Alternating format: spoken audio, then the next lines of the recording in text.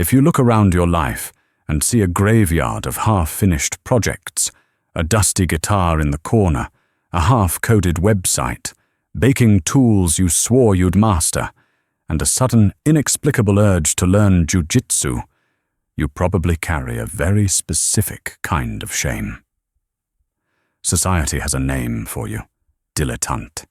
You're told you're chaotic, unfocused, that you lack the grit to commit, to specialize, to stay in one lane long enough to become someone. You feel like an imposter because you can't seem to choose just one path and stick with it. You might even repeat the phrase, "Jack of all trades, master of none," as a way to punish yourself, forgetting that the full quote ends with, "but often better than a master of one." Psychology suggests that this sense of being scattered is not a defect. It's a signal. It's a sign of a highly adaptive nervous system. You aren't failing to specialize. You're unconsciously constructing a rare cognitive architecture known as the M-shaped mind. While the world keeps telling you to focus, your brain is quietly preparing you for a future where hyper-specialization isn't an advantage. It's a liability. Before we break down why your chaos is actually a survival strategy, take a moment and notice where you're watching from. And if deep psychology like this resonates with you, there's a community and newsletter linked below that dives even deeper. To understand why this anxiety exists, we have to examine the lie you were sold. For most of the last century, the world functioned as an I-shaped game. Success rewarded people who dug one narrow hole a mile deep. It was a kind learning environment, like golf, where the rules stayed the same. If you practiced the same swing for 10,000 hours, you won. But you don't live in a kind environment anymore. Your nervous system knows this instinctively.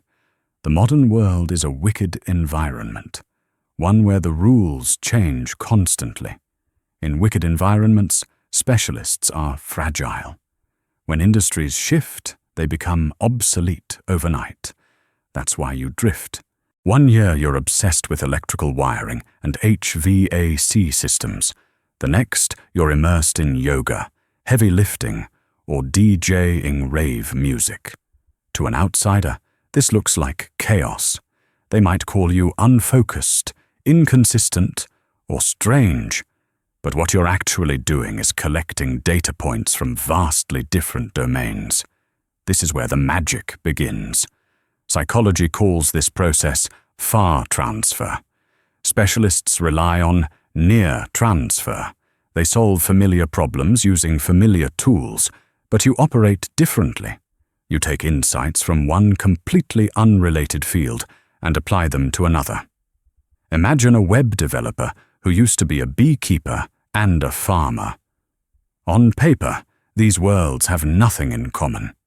But that agricultural experience gives them an intuitive understanding of organic systems, feedback loops, and growth cycles. Insights a screen-bound specialist may never develop. They aren't just writing code. They're cultivating ecosystems. That is far transfer. That is innovation.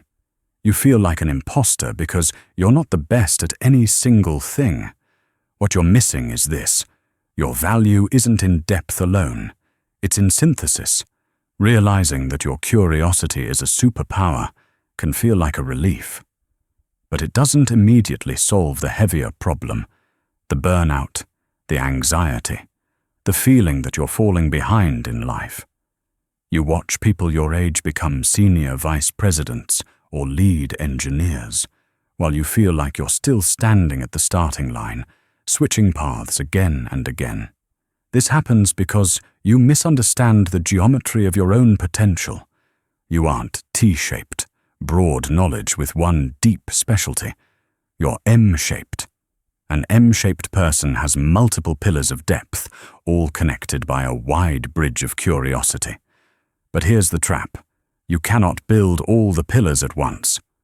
If you try to learn data science, write a novel, and start a business in the same month, everything collapses. The people who thrive with this kind of mind don't chase simultaneous mastery. They practice serial mastery. They live in seasons. You might spend your 20s obsessing over music and art. In your 30s, you pivot into programming to pay the bills. You didn't abandon art. You completed that season of construction. I once read about a 53-year-old who finally made peace with this truth. He realized he didn't have to choose between art and programming. Programming became the pillar that paid the bills, while music, philosophy, and game design flourished during nights and weekends.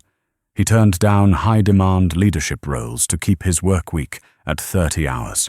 He protected his psychic energy. He didn't force everything to merge all at once. He allowed each pillar to grow in sequence. Eventually, they all converged into his own personal video game projects. That is the M shape in action. There's one final trait you possess that makes you far more resilient than you realize, and it comes from evolutionary biology. It's called redundancy. In nature, redundancy isn't wasteful, it's strength. Elephants rarely get cancer because they have massive genetic redundancy, multiple copies of cancer-fighting genes. If one fails, another takes over. Your many interests work the same way.